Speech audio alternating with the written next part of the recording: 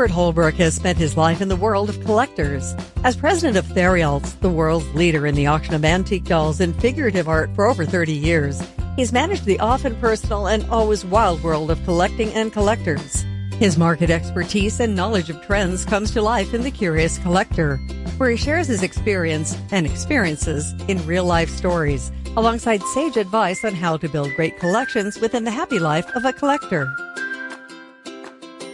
Everyone thinks they know the story of Barbie, Ruth Handler, Mattel, and how Barbie emerged to become this most iconic toy probably in history, certainly the most iconic doll that has lasted through generations. But few have ever heard the name Jack Ryan. Who is Jack Ryan? He's the father of Barbie. And today we're going to be talking about his incredible rise from an engineer designing missiles for Raytheon, for the Pentagon, to the principal engineer and designer, creator. Many, as I mentioned, call him the father of Barbie, as well as so many other toys, Chatty Cathy and Hot Wheels. As we deep dive into the story of Jack Ryan, we'll learn from his daughter, Anne, who's with us today, and will share this incredible, unique character. See, this genius was not just the genius behind the creation of Barbie and Hot Wheels and Chatty Cathy and 1,000 different patents he developed over those years. It also came with eccentricities. Jack Ryan, I like to say he was part Willy Wonka, part Hugh Hefner, and part Hunter S. Thompson. His journey opened doors to this incredible, unique persona.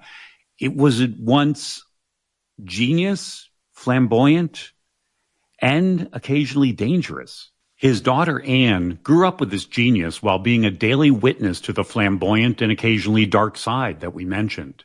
Today, she comes to us as a guest to talk candidly about her father. To do so, I think, in an inspiring way. That is, she's protective of his legacy as a designer and engineer, along with his role with Mattel, but she's also cognizant and open about the demons and difficulties of such a complex life. Her personal history of the father of Barbie, her father, in fact, it's one that allows us a deeper view of a genius and a story that goes so deep into the heart of his work, his life, and how Barbie and Mattel, which made him a celebrity, would lead to a reckoning, if you will. Geniuses are complex, I guess I could say. And Anne Ryan gives us a glimpse into this world of a mind that defined a generation, multiple generations, and will continue to define generations for years from now. Anne also has a podcast you can listen to called Dream House, The Real Story of Jack Ryan, and is currently working on a soon-to-be-published book titled Dad, Barbie, and Me. And thank you again so much for being here today and talking about your dad, who I know in the Barbie world is obviously the story of his contributions and his work are revered in that community. But for a lot of people out there in the general collecting world, which we have a broad collector audience here at The Curious Collector, probably don't know a whole lot about your father, not just the aspect of his design and creativity, but his whole life, which was truly fantastic and unusual and eccentric at the same time, as I mentioned in my intro. We met in North Carolina this spring at Bradley Justice Yarborough's convention, which he's the only guy I know who calls his convention BradleyCon. I mean, how do you name a convention after yourself? But he does it. And we met there, and I was so charmed by you. You are really a beautifully spoken, interesting person, and I've been wanting you to come on this podcast for a long time. So I'm so happy you could be here. Well, thank you, Stuart. You're saying such lovely things about me. I appreciate that. And they're all true, yes. And they come firsthand. Yes, we owe a lot to Bradley for putting us together and getting you on here, and I want to give a shout out to him as well. And I know you have become very dear friends with Bradley over the past couple of years, working with him on his research projects and about your dad. And I know you two have a great friendship and relationship. That we do. Bradley is just the best. I mean, I feel as if I found a long-lost family member when I finally met Bradley. I don't think anyone has done as much to promote the cause of my father and the recognition for all the things that he invented and did as Bradley. You know, we corresponded for a while and spoke on the phone, and then he finally came and visited me here on Cape Cod, and we started going through the archives, and it was extraordinary. Oh, that's wonderful. He's a great person, and I'm so glad you two connected and are forging ahead together in being able to frame and shape this story of your dad. So people in the Barbie world know a lot about your father, as I mentioned, but can you give us a bit of a history of his life? Now, we'll get into the Barbie aspect of Mattel, but what I find fascinating is I don't know of any toy designer who originally, well, he engineered and designed missiles. So, I mean, this is talk about something vastly different. So tell me a little bit about Jack Ryan, the man before the toys, before Mattel, all of this, and what he was like and what he was doing at that point, because I think it's so fascinating how it leads into Barbie. Well, my father grew up in Yonkers, New York. His father was a builder who had emigrated from Ireland around the turn of the century, and he had an older brother, Jimmy, who also was very much a part of my father's life all the way through. My father struggled with dyslexia when he was a child, and his older brother, Jim, tutored him so that he could get through school, and he eventually ended up at Yale University, and he was in the V-12 program for the Navy during the war and served on an ammunition ship and then went back to Yale. He was very active in the Dramatic Society at Yale. My father was a very colorful person, loved spectacle, loved any sort of production, and he really loved that kind of environment. During his childhood, he was always experimenting. While he couldn't really read, he could grasp ideas, scientific ideas, mechanical workings, and he was always working on something. I mean, his mind was never idle. And sometimes he would do mischievous things with his brother Jim, like make homemade dynamite in the basement of his family's home and then go outside and blow up the bird bath. Don't do that today. Yeah, don't do that. No. Wow, I never knew that story. That's, please, if you're listening to this, please do not follow that lead, okay? No, I mean, he just loved the spectacle. It was as if he walked around thinking, now, what would happen if I did blah, blah, blah? You know, what would happen? Mm-hmm. And he was incredibly curious about everything and interested in everything. So he met my mother in the late 1940s, and she was a designer for Vera Newman, the scarf and textile designer who was very famous all the way into the 70s. And her name was Barbie Harris. And so there is a little connection there. We'll get into that story later on. Yeah.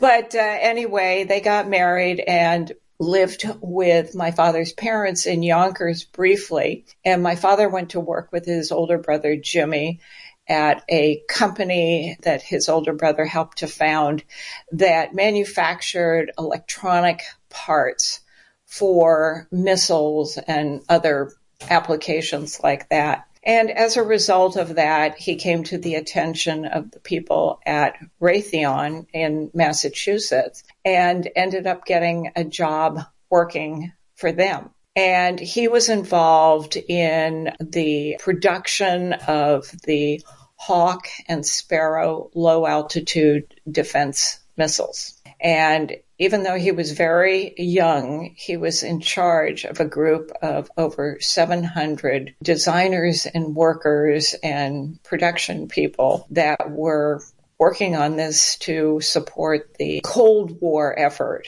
at that point, because this was after World War II. Anyway, as part of his work there, he had to travel regularly to California to the Point Mugu Naval Air Station, which is just north of Los Angeles, for missile test launches.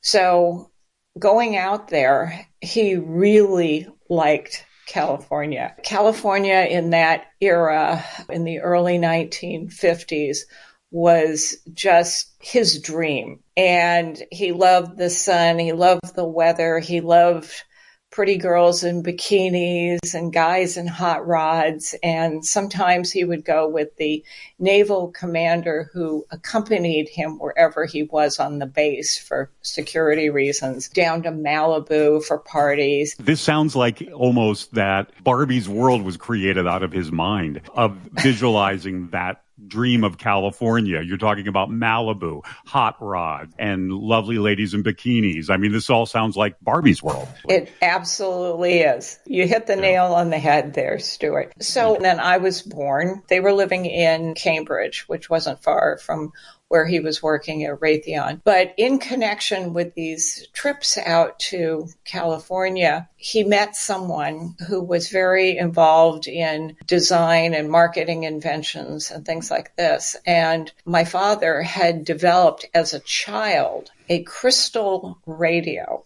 which was the precursor to transistor radios. And he continued to work on it as an adult at the kitchen table in their Cambridge apartment. And he thought, gee, this would be a really cool toy for kids. I wonder if I could sell it. So his friend who was doing this kind of marketing took the idea to both Revell Toys and to Mattel. Both companies were interested, but Ruth Handler, who was Mattel's co-founder, was especially interested and invited my father to come out to LA to visit them in their little factory at that point and said, Jack, we're really interested in what you're doing, and we would like to have you come and work for Mattel and develop products for us. And at first, they offered him a salary that was just not anything that he thought was very interesting, to uproot his entire family and move 3,000 miles away. And so what he ended up doing was making a counter offer and saying, if you pay me 1.5% on any toy that I develop for you, I will take that instead of a salary. So he created this unique situation there where he created a group within Mattel, and it was like his own little workshop where he eventually ended up hiring all of the people in his design group, and they worked for him. And then basically he was a contractor to Mattel, but it all took place in Mattel's headquarters. And as part of that, he not only was developing all the toys that everybody knows about, but he was changing the way in which Mattel was manufacturing their products. And what he brought with him was in all of the work he had done at Raytheon and in college and at the Square Root Company, he had learned better ways of basically running a company that produces products. And at the same time, when he was living in Cambridge, during the day he went to Raytheon to work, and at night he was taking business classes at Harvard, which was right across the street from where we lived. So he had a really rich background, and he brought this to Mattel, and the rest is kind of history. I'm fascinated by the idea that he was taking business classes at Harvard. You hear this with like the Boeing company, that Boeing was better when it was run by engineers, that when it was run by business people, it wasn't the same. But he was actually a precursor to the idea that why can't you be an engineer and be a business person at the same time? You can be both. And it sounds like that's what he did. And he brought more than just engineering and a genius mind in that sense to Mattel, but he bought an idea for procedures and how you do things. And I never knew this. I want to touch back on one thing that you mentioned that was really interesting. And this is something that a lot of people I've spoken to outside the Barbie world never realized, that your dad, again, I guess his business acumen, realized that there was potential here, but they couldn't pay him a salary that was worthwhile. He managed to negotiate this 1.5% cut of all the products he was involved in. Was it all the products or just Barbie? No, all of the products. All the products. I mean, this is incredible. I don't think that could be done today, but he did it back then. And what a genius approach to this. And I wonder if he really knew how big this was going to become. Well, I don't know, but I did a little research this afternoon because I was kind of curious that since Mattel still manufactures and sells both Barbie and Hot Wheels, which was the other major toy that he was involved with, how much of their revenue today comes from that? And you know how much it is? Half. Wow.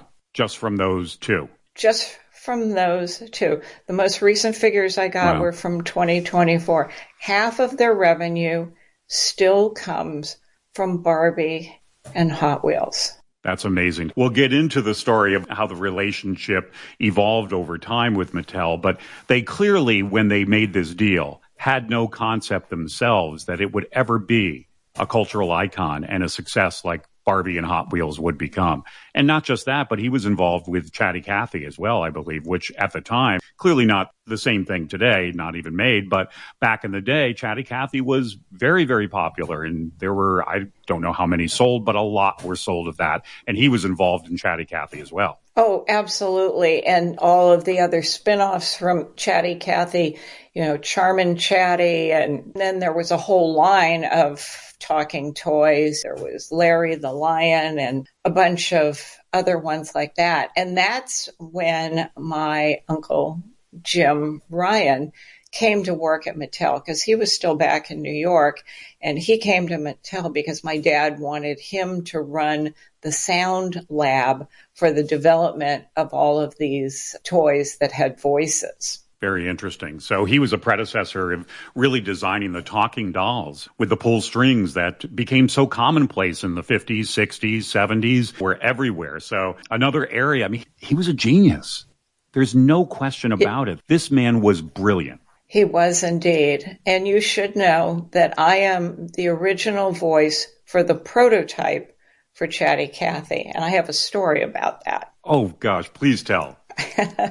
Well, I remember very, very early one morning while it was still dark that my Uncle Jimmy came and picked me up from our house and took me down to the Mattel plant. And we went into his little recording studio and I sat up on a tall stool and then he put a pair of headsets on my head, which of course, because I was a tiny little girl, were way too big and they kept falling off and I had to keep grabbing them and readjusting them. And then he would say a phrase like, "Hi, my name is Chatty Cathy. Please change my dress," and other things that Chatty Cathy originally said.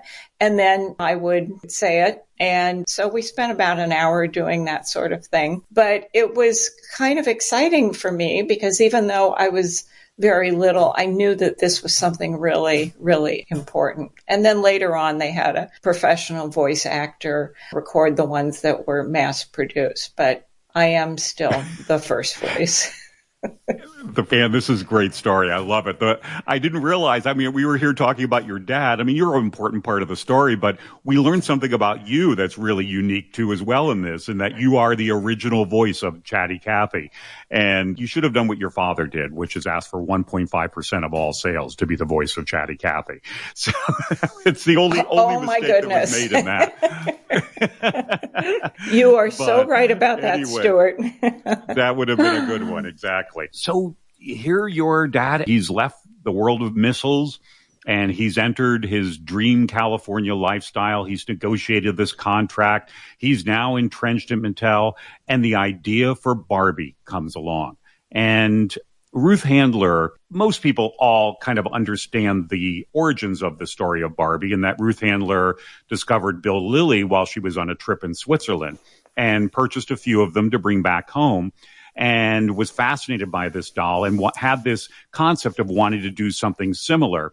And this is where your father intersects with her idea. It's hard to term this. Is he designer? Is he creator? Is he engineer? He's all of those things, but he was actually a really crucial part. Handler came with the idea, didn't really know where to take it, but he took it from there. Can you tell us a little bit about that and how this evolved into that magical 1958-59 year when it all exploded? Yes, I can tell you about that. And for the record, if you look at the very first patent, there's a drawing of it, and it has my father's name on it. It says, "For doll construction, John W. Ryan, inventor."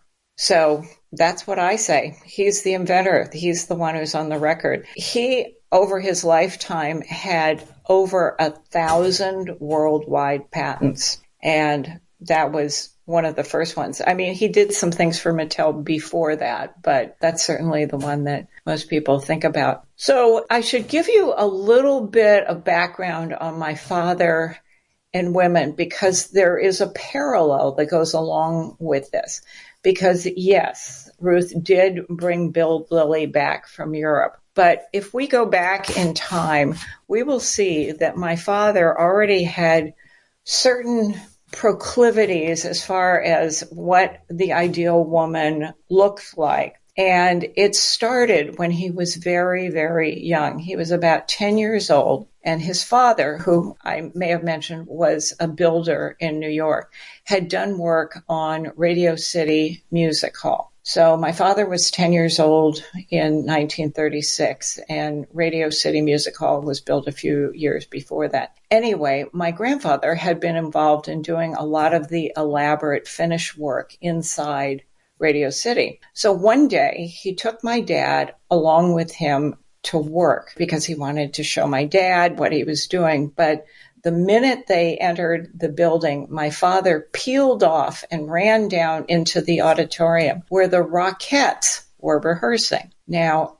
I'm not sure if everyone knows who the Rockettes were, but they're still around. It was 36 beautiful women all dancing on stage in very close formation, very choreographed. And my little dad crept down and got into the orchestra pit and then stared up at them on stage from the orchestra pit. And from his vantage point, their legs looked a mile long. So you can kind of understand that perspective and see how that might apply in other areas. Also, at the same time, he was absolutely obsessed with the photographs of Alberto Vargas, who did these wonderful illustrations that appeared in Esquire magazine of these pinups. And once again, the Vargas girls, those, yeah.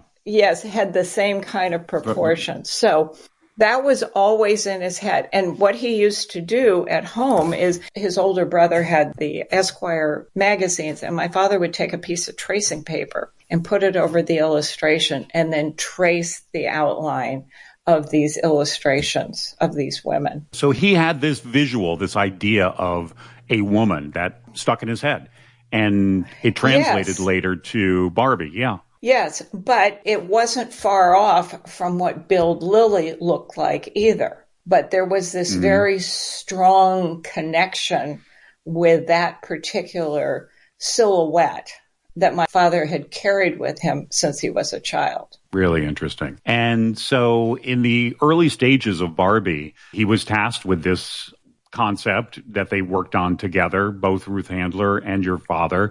And people just think, oh, they just, somebody sketched up a design for Barbie and they just brought it over to a factory and they made it. But it was really complex. It was not an easy doll to make. And I know that he was shuttling back and forth to Japan at that time, trying to even find a manufacturer who could do it. Yes, he absolutely was. And this is an area which Bradley has studied extensively, and he's much more of an expert on this than I am. But basically, there were a lot of things that had to be figured out that had to do with plastics and centrifugal force and, trying to put together a doll that had all of the qualities that they wanted that could be produced for a good price. And that was something that my father was really good at doing. And he was in Japan along with Seymour Adler, another engineer who was very instrumental in this. And then, of course, Charlotte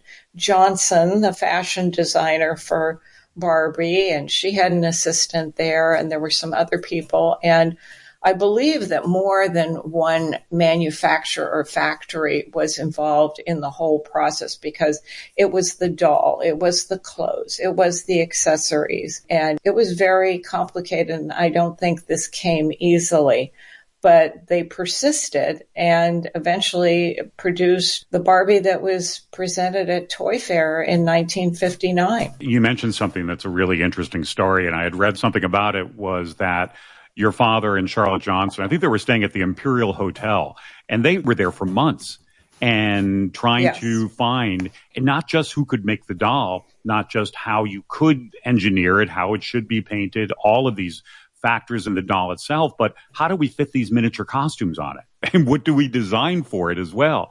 And so your dad was working with Charlotte Johnson, who's another legend in the world of Barbie, coming up with the original designs, not from the design standpoint of the costumes, but will they work on this particular body? How do we get them to work on this? And so they were crucial together as a team. So, gosh, if I could go back in time, the Imperial Hotel in 1956 or 57, whenever he was there, and the work on this, it must have been so exciting. They didn't know. They were about to create a cultural icon, and they probably had no idea. To them at that point, it was just a doll, another doll that they were making. And little did they know what they were about to give birth to, really, through all this work. So fascinating. So the first Barbie came out. How old were you at this point when the first Barbie emerged? I was born in March of 1954. So I was around 5 years old.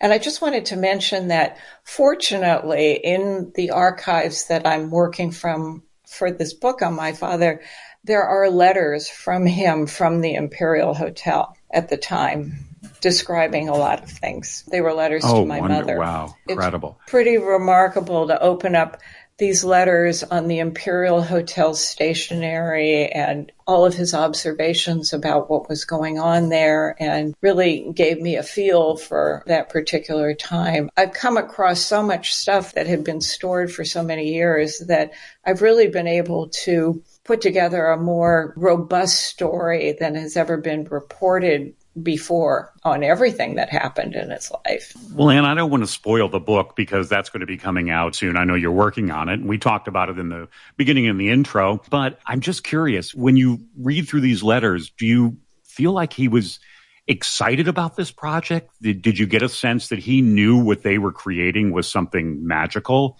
Or was it just another job and another problem-solving moment for his work? Well, my father was very project oriented. And when he got into something, he was really excited about it. He always had a lot of enthusiasm and he always had a lot of ideas. But I can say that just like the things that he did outside of Mattel, that he was very much into this. And I don't know if he actually contemplated that this would be a $1 billion Barbie, but he certainly, I think, was putting in the effort to do something that had never been done before. I mean, there had been, you obviously know, other fashion dolls throughout history, but none that were anything like Barbie, especially later on when he did the bendable legs, the twist and turn waist, because then it wasn't about just the way Barbie looked, but how could you play with Barbie? And that was a tremendous contribution on his part. It's incredible stories again. Thank you for sharing this. And, you touched on something earlier that I want to bring back, and that is your mom and the letters to your mom, which are a treasure trove, I'm sure, of information of that time frame during the creation of Barbie. But the name Barbie, I think the history has not been quite correct in this, in the attribution of how the name Barbie came along. Now, I don't think necessarily it's as simple as Ruth Handler always had it in that she named it after her daughter, which I think the original name they wanted to come up with was Bab for the Barbie, and Babs didn't play well. Yeah, and that's true. And I've had many conversations with Bradley about this as well. I think the distinction here is both Ruth's daughter and my mother, their official names are Barbara, but Barbara Handler was never called Barbie, whereas Barbara Harris Ryan was always called Barbie. So for me, I think that makes a difference. It does. I know Bradley told me he's seen letters, correspondences to your mom from friends and family where they referred to her as Barbie. So it seems to make sense, given that there was a decision that the name Babs wasn't right, and they were all working as a committee and a team coming up with them. And, we can't go back in time. We can't find out exactly what happened in that moment, but clearly something extended out of your father and the relationship with your mom and that name Barbie, and thinking this would be a good one. And a group committee decision was made that Barbie is it. And so I believe your mom is indelibly linked, not just to the fact that she was married to your father during the time of Barbie's creation, but to that name. It's a really remarkable story. I asked before, and I want to go back to this again too. So you were about 4 years old when this all happened. What are your memories as a child of your dad talking about this doll, or do you have any, or is it really not anything that you were interested in at that point? Well, I was very young, but I do remember, and this was when we were living in Westwood Village near UCLA, in a very nice home there, but it was before the quote-unquote castle in Bel Air that we later moved to. And I was in my bedroom, and I remember being given a Barbie that I guess must have been a prototype. Well, I remember so many things, but I remember the feeling of her hair, that sort of corn yellow, incredibly silky hair, that I can still remember what that felt like. And then I was also obsessed with all the little tiny accessories like the sunglasses and the shoes. And even at that young age, I just marveled at all of that. And then later on, when we got older and there were more iterations of Barbie, my mother had this beautiful all mirrored dressing room with lots of wardrobes in there. And in it, she had a stash of Barbies and Barbie clothes. I mean, a lot of stuff. And I guess my parents didn't want to spoil me or my younger sister, Diana, who had been born then. So we weren't just given a ton of toys. I mean, people have always said to me, oh, you must have had hundreds of Barbies. No, actually, I didn't. But I knew that those clothes were in her dressing room, and there were so many packages of them. I used to sneak in there and steal some. And here I am admitting. Okay, you're confessing all these years later. All right. Yeah, exactly. Because I figured there's so many, they're not going to miss a few here. But of course, it was this treasure trove of beautiful Barbie outfits that I didn't have. And I couldn't resist. Once I spied that they were in that closet, it was like, oh, I'm going to sneak in and get a few. We always say that, have these great confessions years later of things that we did back then. And then we find out our parents always knew. And so they probably knew and were just letting you do it the whole time. Did your dad watch you playing with Barbie, or was there a bit of an analytical side to him where he says, oh, I want to watch and see what she comments on and what she likes and what she doesn't like? Oh, yes. And it was done actually in a more structured way. He actually hired some psychologists, and they would have children come into the plant, and there was a playroom, and then it had one of those two-way mirrors where people can observe what's going on in the room. And I got to do that several times. So I would go in, they'd give me a toy. I can't remember whether there were other children in the room at the same time or not. and they would observe from the other side how I or others were playing. And that was something that my dad had established, and I don't think it had ever been done before, but he was very interested in the psychological aspects of play and of everything else for that matter. And really, that's led into modern day marketing research that every company is doing with their products. So again, another example of something that your father was an early predecessor to what is commonplace now today. So I got to ask this question. I'm going to admit I know the answer, but for the audience out there who hasn't heard this, do you have any of your original Barbies? I mean, these would have been the very first Barbies that ever came out, maybe prototypes as well. Do you have any of them? I'm embarrassed and ashamed to say, no, I don't. Oh, Anne. Well, listen. What you didn't know, who would have known back then? You were just a kid playing with Barbies.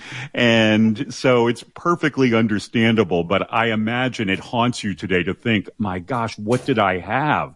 Did I have a prototype that nobody's ever seen? Did I have a costume that it was never actually made? My dad just brought it home. But hey, who would have known? Your dad probably didn't know that there would become a whole historical aspect to Barbie. It would become an international cultural icon and that the collecting world would explode.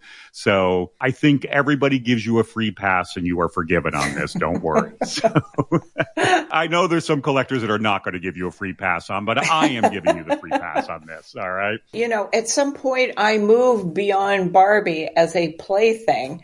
And so then I don't know what happened to the old Barbies. Right. Well, how old were you? I'm curious when you moved on from Barbie.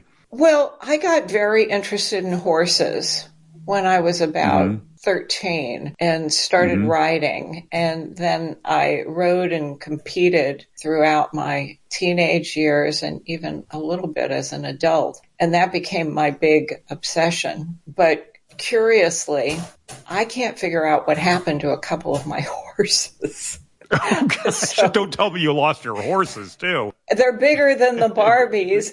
And exactly. I don't know whether it was some sort of trauma where, you know, I don't know what happened, but that you blocked out. Yeah, that's so interesting. Yes. So, but at 13, I think that kind of fits into a typical pattern of a young girl in Barbie and what they mean in their youth. And that's, I think, a turning point away that would be commonplace. So even though you were this, I guess, if your dad was the father of Barbie, that would make you the sister of Barbie. That even as the sister of Barbie, you kind of moved on from her when you were about 13, as most girls do at that point in their age. So kind of interesting. And I wonder if your father analyzed that and thought about that of saying, okay, well, this is where our market is. This is kind of the turning point. When a girl reaches like 12, 13, they're moving away. My own daughter was the same, was obsessed with Barbies up until about 11 or 12, and then it all changed. Very good stuff. Thank you. You're welcome. I just want to say something else about my father's vision about playing with toys. We had a lot of pets when I was growing up. I mean, dogs and cats and birds and chickens and ducks and rabbits and hamsters and mice and rats and snakes and turtles. I mean, it went on and on, a pony, and we were obsessed. When I say we, I mean my sister and myself, and my mother also loved animals. And one day my father observed, you know, I will never, ever be able to invent a toy that is as engaging as these pets. That's a great quote. And there's truth to that. Yeah. I mean, and that is such an interesting concept to think about. And you could see his mind turning. He was probably looking for angles. Is there something? Could I do something? Could I create something? Barbie's pretty close. You know, I've watched my own daughter as my model of engagement with Barbie. And I would say Barbie was more engaging to her at that age than our dog was. Mm-hmm. Barbie was a world for her. She created an entire world and universe around these dolls and her Barbie house and all of the friends. And, you know, the dog she barely paid attention to when she was 5. So I like that quote from your father, but I think it has a timestamp. And I think that maybe when you hit 13, 14, that's the point where an animal becomes more engaging. Or a boyfriend. Okay, there is that.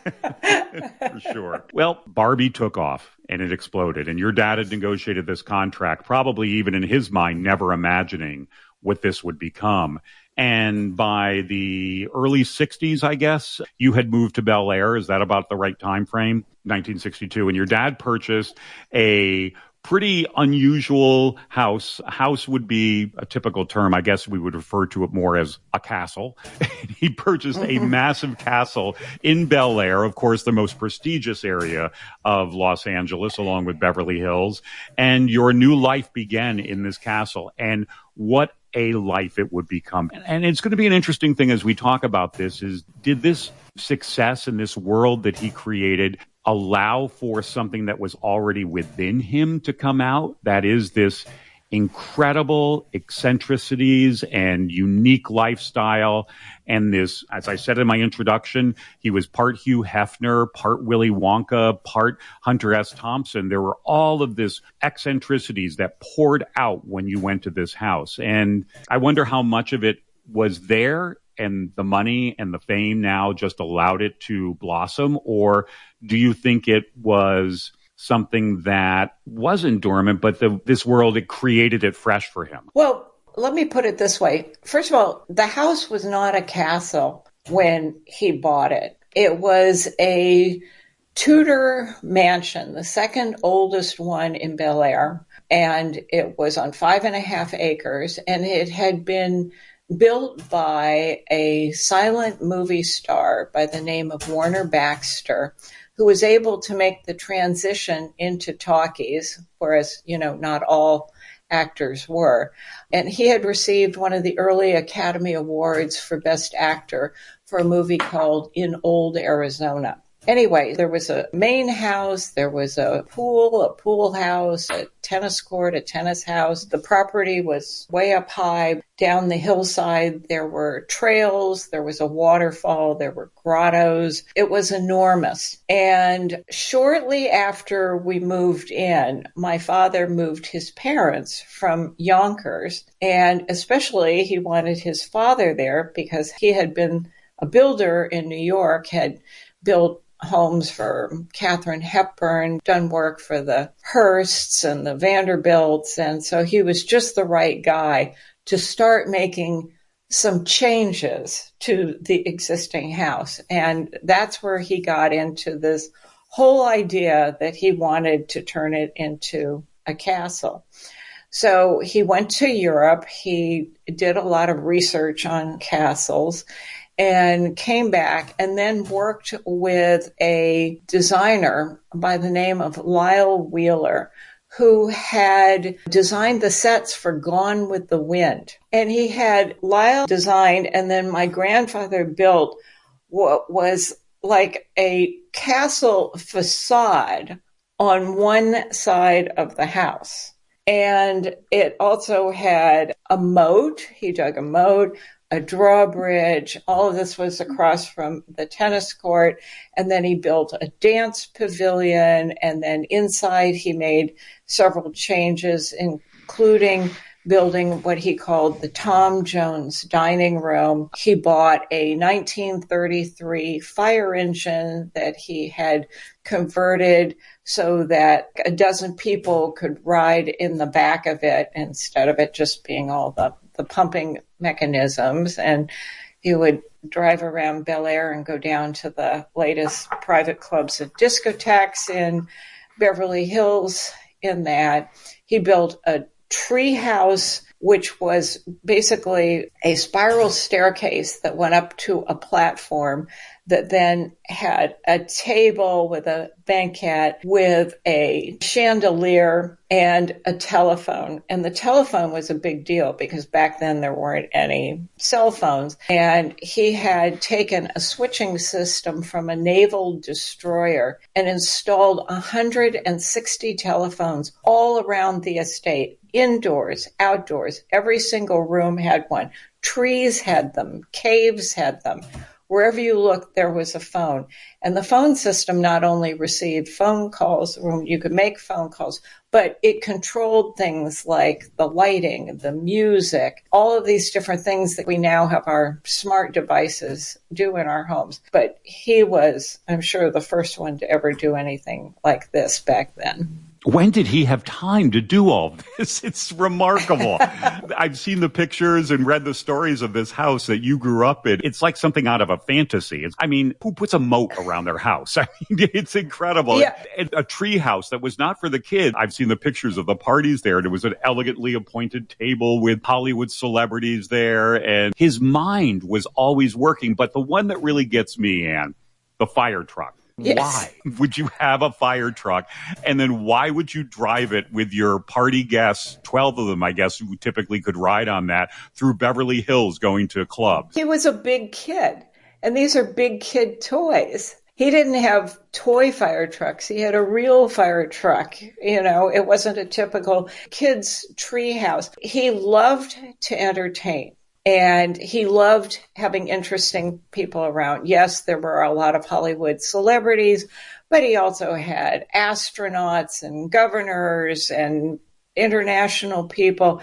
He loved to talk to people about ideas, and he loved to surprise and delight his guests with things that you wouldn't find at any other party at that time. Half had the Playboy Mansion, and it was all kind of wild and this and that, but it wasn't, how shall we say, as interesting as what my father was doing. I mean, it was the ticket back in the day. An invitation to a party at Jack Ryan's was really... To Willy Wonka. Exactly. I guess the more he did, the more he wanted. And the parties got bigger and bigger and bigger. And he had to keep thinking up ways to engage people and to do something different and exciting. And some of the parties were just social, but he also lent our home, our castle, out to various charitable organizations, and they would have their events there. So he tried to be very helpful to these charities to raise money by allowing them to have parties at our house. You said something that really struck me. You said he really was just a big kid. I mean, you know him better than anyone and knew his personality. So it's funny how we think, and I was fascinated by the fact that he was an engineer with missiles, with Raytheon, and yet he found his way to Mattel. Maybe that was the natural progression of his personality, that what a perfect world for him to be in, where he could invent fantasy toys. And because he was ultimately a big kid at heart. Right. Yeah. So he was designing children's toys by day at Mattel, and then at home he was designing big kid toys and giving parties with them. Incredible. So another part of him, too, that you touch on and you're very open about, in the fact that your dad, he loved women.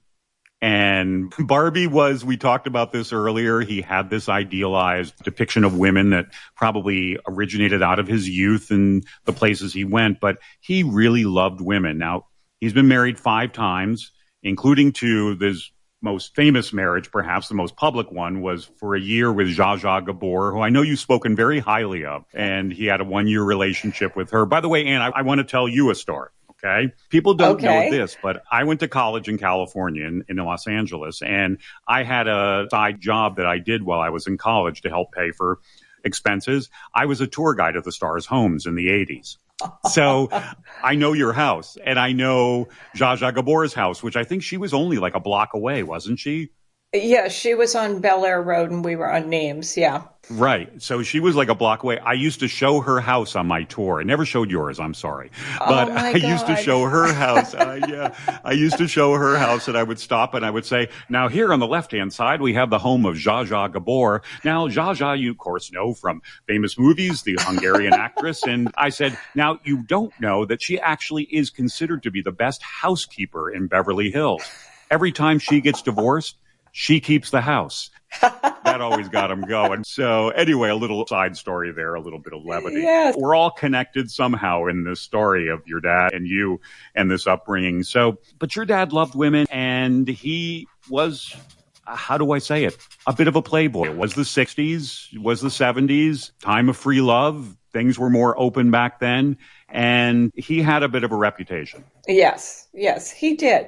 Now, I would say that some of what's been printed, I would consider an exaggeration, and I don't say that because he's my father and I'm trying to protect him, but the salacious stuff always gets a lot more play and emphasis than the everyday. But yes, he loved women, and in many ways felt that they were superior to men. And it wasn't that he just loved them as sexual objects. You could say he really loved the way that they thought as well. He had a lot of respect for them, and I think that was great. And that's what I was leading you into, explaining that in this current age, we tend to think of this towards a negative side, and people can frame it in any way they want. And I'm not trying to turn it into a sensational side, because the fact is he was curious about women and curious about their lives and curious who they were, and he revered them. And it appears from everything that I've read and the stories that you've told in the past that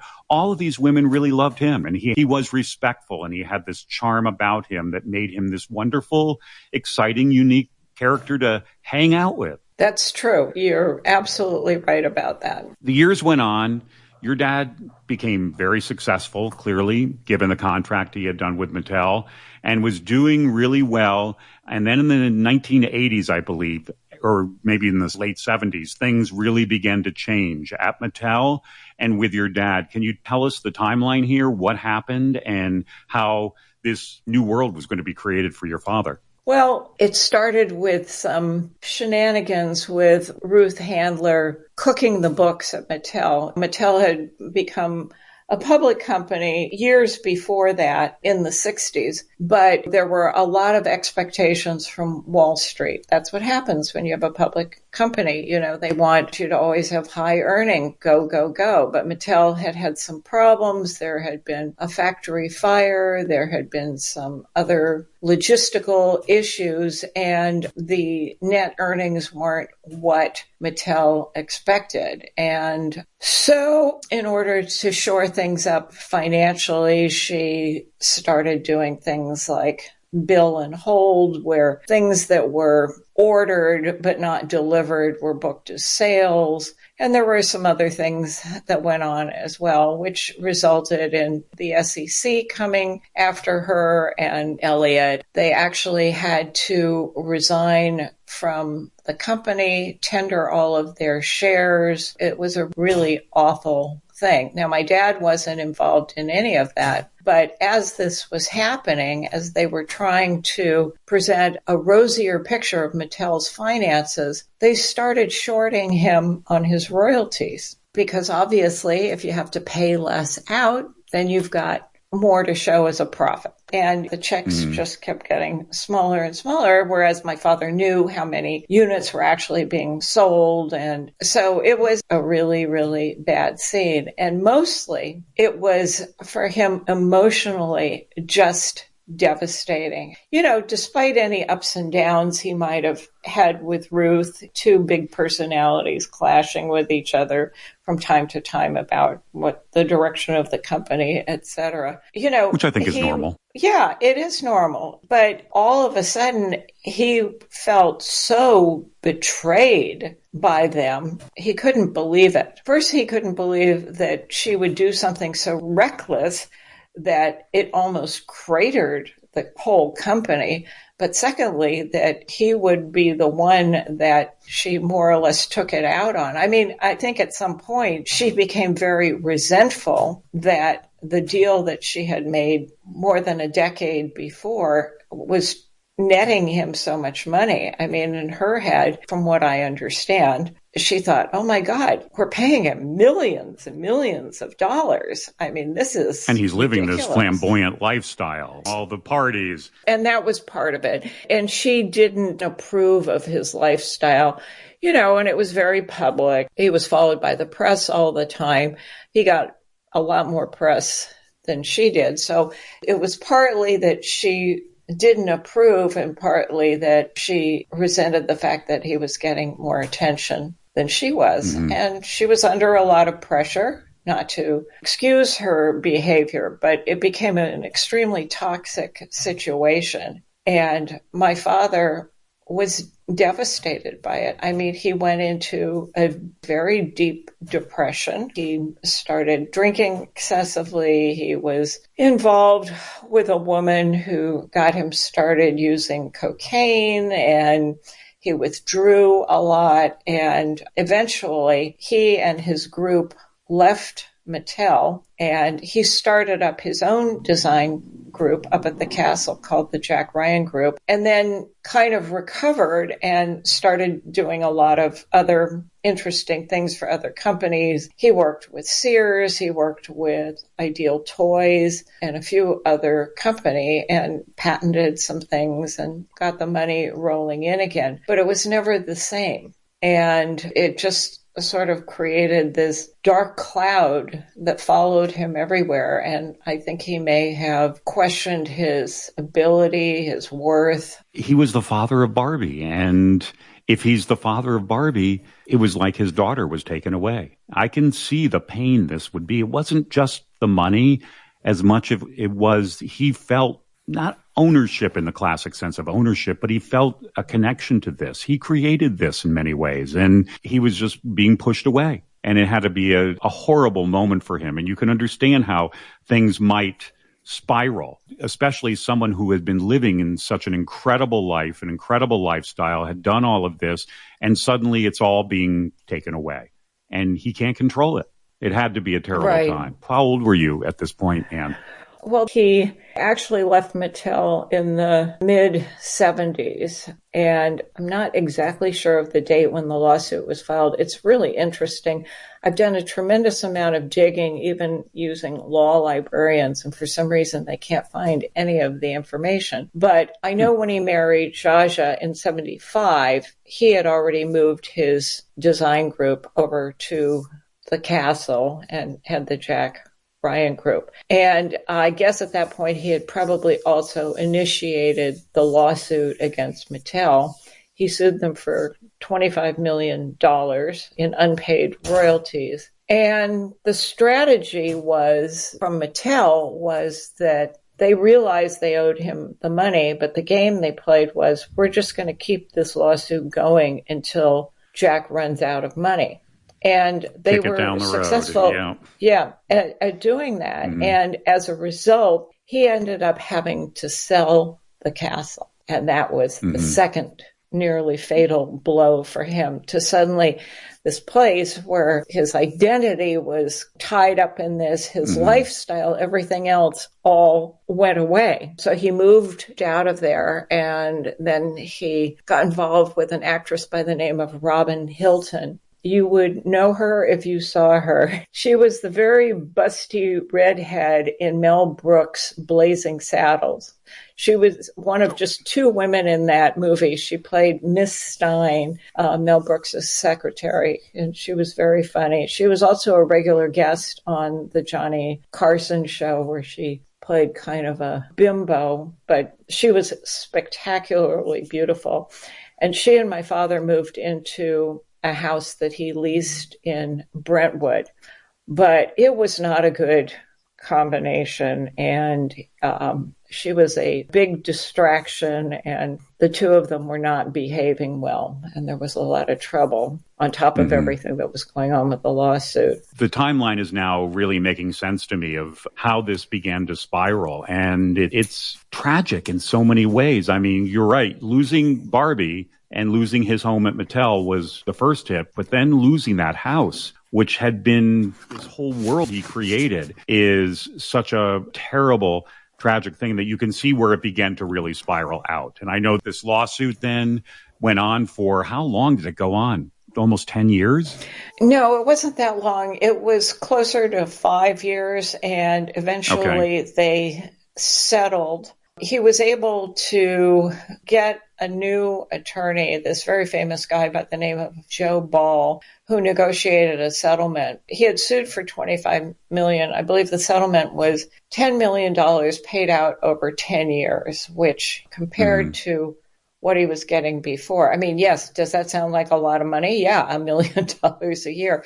But compared to what he was actually owed, it was a whole different lifestyle then. I guess he was grateful that he was able to resolve it so he didn't have to continue with the horror of the actual lawsuit. But it never restored his connection back or his name in relationship to Barbie. And in a way, he was kind of whitewashed out of the history of Barbie for a lot of years because of this. Oh, yeah, especially after his death. In fact, the day that he died, that he committed suicide, and at this point he had suffered a stroke, he was in a wheelchair, he was married to his final wife, Maggie, who was wonderful, but he was so far gone from where he used to be. He couldn't handle it anymore. And on the day that he died, he was watching a program on television, and I've actually confirmed this. It was a local, maybe it was a syndicated show called The 90s. Even though it was in the 90s, it was called The 90s. And they were interviewing Ruth Handler, who was going on and on about Barbie and about how she created her. And it was the last straw. It was over. He couldn't deal with it anymore. I'm so sorry, and thanks for sharing that. And I know it's not an easy thing to talk about, but it is ultimately tragic in the sense that he lost his home at Mattel. He lost Barbie. He lost his castle. And then he physically went downhill when he had the stroke and was no longer this gregarious, charming, incredible personality out there.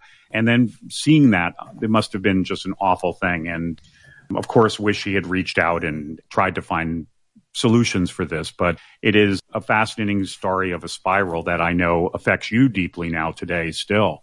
What do you think, knowing your father all those years back then and his connection with Barbie, what do you think he would think of Barbie today? Not just the design, but the culture of Barbie, the collectors, the movie that came out, the whole Barbie core movement that's happening all around the world. The idea of what he engineered and created is a cultural icon. You could go to the smallest village in a remote town in Zimbabwe and they're going to know Barbie.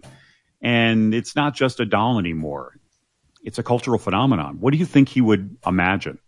I think he'd be tickled and delighted by it all. I think if he were still alive, he might have been the one to create the Barbie movie, because once Barbie had achieved that level of recognition worldwide, it would have seemed to be sort of a natural progression that there'd be a Barbie movie, a Barbie TV show, a series, or whatever, because he thought in those terms. He was a showman. He was. And so he definitely would have made the Barbie movie a lot sooner. It may not have been as it was this particular Barbie movie and content, but I think he would have approved of the content of this Barbie movie and how there was a respect for women being paid in this. And he would have liked that.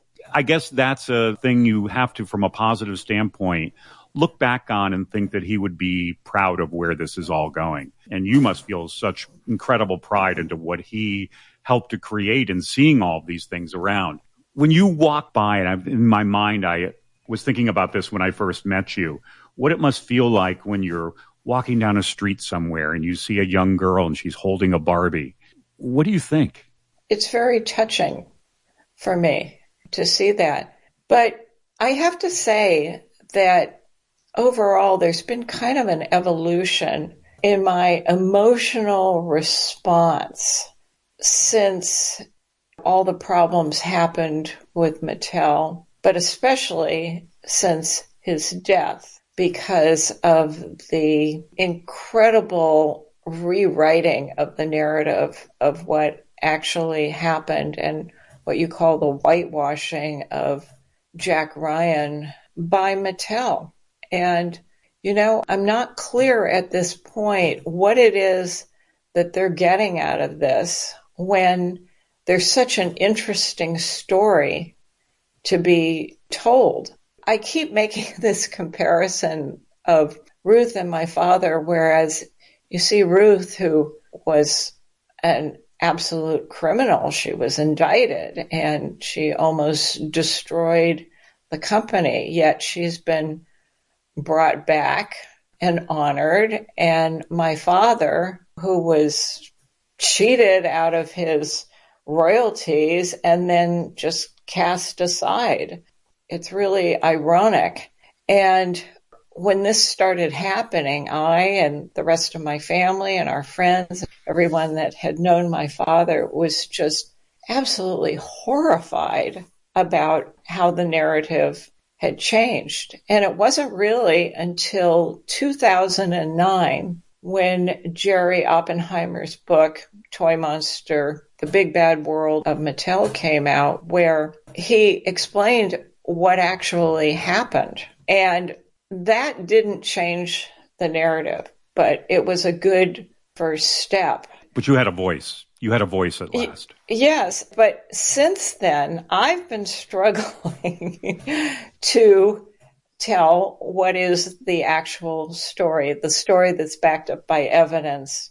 And it's not just anecdotes, and it's not just Ruth saying, I did this, I did that. And it's backed up with patents and witnesses and everything else. And I hope that someday that Mattel will see that there's a richness, including Jack, that they don't get by just telling the one-sided Ruth Handler story. It's a much, much more interesting story than that. And I'm hoping my book will do something towards that end.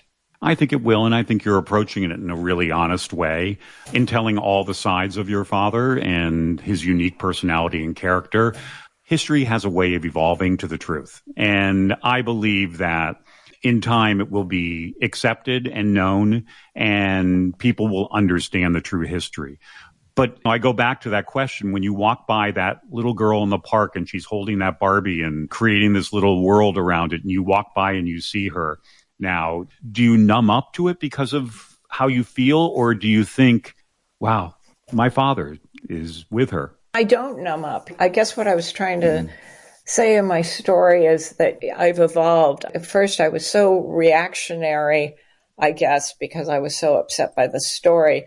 But now that I've had so many opportunities and so much support, including just being invited to be on your podcast and the things I've done with Bradley, I realize that people do care about my father. So it allows me to enjoy more of the Barbie experience and put my focus on what it is that my father did to bring this terrific doll to the entire world. So I do like seeing a little girl with a Barbie, and I think, gee, if it weren't for my father, she wouldn't have one.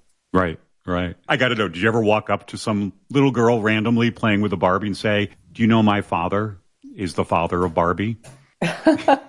No, it's funny. I don't. And I actually, to be honest, when I was growing up, I got a lot of attention because we were sort of out there in the public. And especially as a teenager, I wasn't comfortable with that because you know how as a teenager, you really don't want to be associated with your parents, no matter what it is that they're doing. And that kind of carried on into adulthood for me. And occasionally somebody would say to somebody else, well, her father invented Barbie and Chatty Cathy and Hot Wheels. And people go, he did? And how come you never told me? Because I sort of wanted to have my own identity and not be just identified as the daughter of Jack Ryan. Mm-hmm. But now you could look back and feel a sense of pride. So I guess that leads me to ask the question, how do you want your father remembered? How do you want us to all look back and remember not just the engineer, not just the father of Barbie, but the man himself? Well, I would like him to be remembered as a brilliant guy, a guy who loved people, wanted to make them happy, surprise and delight them. And I'd like him to be remembered as somebody who tried to make things a little bit better.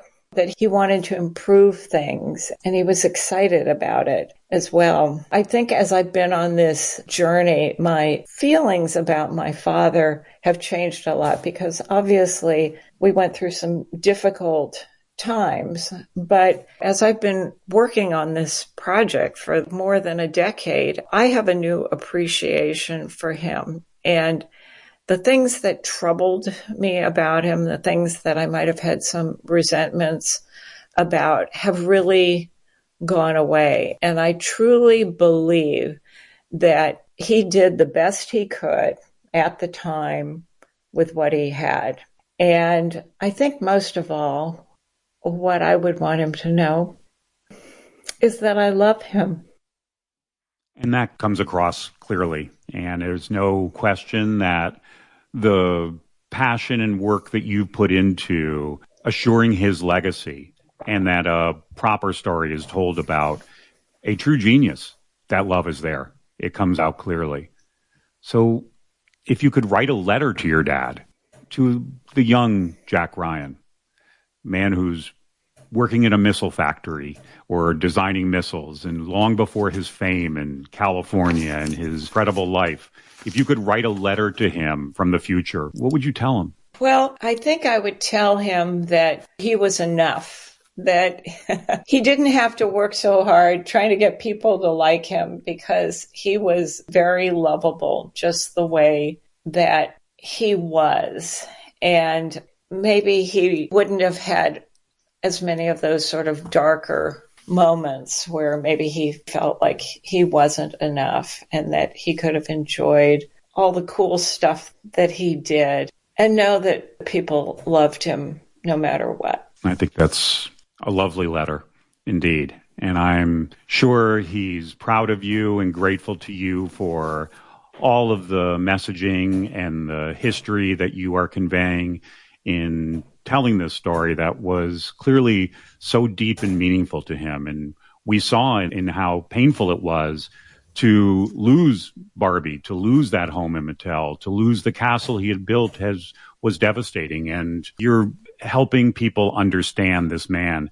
And it's a really important part of the story of Barbie. And I thank you for being so open, so sensitive to it, and to help us realize an incredible opportunity for collectors, for those who are curious. This is called The Curious Collector, knowing the backstories. That's the meaning of an object. An item is just stuff if you don't have the story. And you have given us the most incredible story of a true genius, a wonderful man that I hope is going to be continued told throughout more generations, and this history will evolve.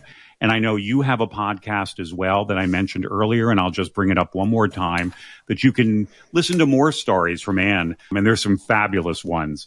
And that her podcast is called Dream House, The Real Story of Jack Ryan. And you can just Google that. I think you have 2 seasons and a number of episodes. And then, of course, everybody's anxiously awaiting the publication of the book that, Anne, you're working on, called Dad, Barbie, and Me. So we're looking forward to all of this, learning more, and helping you in telling the story of Jack Ryan, your father. Thank you, Anne, so much for coming here today, for being so open and sharing this with us. And thank you, Stuart, for giving me this opportunity to share this. It was really an honor to be invited. Oh, it was my honor indeed. Thanks very much. And we'll talk again, I hope, soon at some point. And I'll see you, I'm sure, at one of the Barbie events and maybe at BradleyCon again. Thanks so much, Anne, for coming. My pleasure. Thanks for joining us on this episode of The Curious Collector. The Curious Collector is hosted by Stuart Holbrook and produced by Tammy Trujillo. We invite you to follow us on social media, and feel free to leave any questions you have for Stuart on Facebook at Stuart Holbrook-Theriaults, or follow the Theriault Company Facebook page. And you can stay up to date with the latest auctions and events at Theriaults.com. We'll talk to you on the next episode of The Curious Collector.